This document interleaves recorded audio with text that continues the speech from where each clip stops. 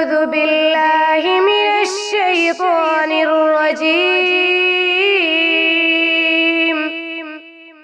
بسم الله الرحمن الرحيم.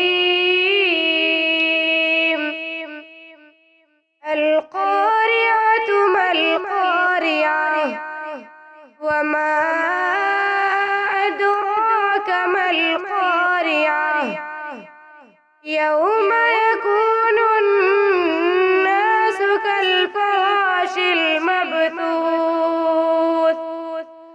وتكون الجبال كالعهن المنفوش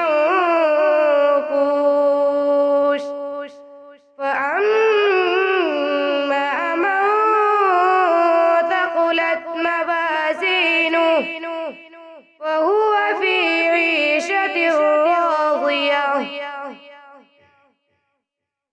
وأما من خفت موازينه فأمه هاوية وما أدراك ما هي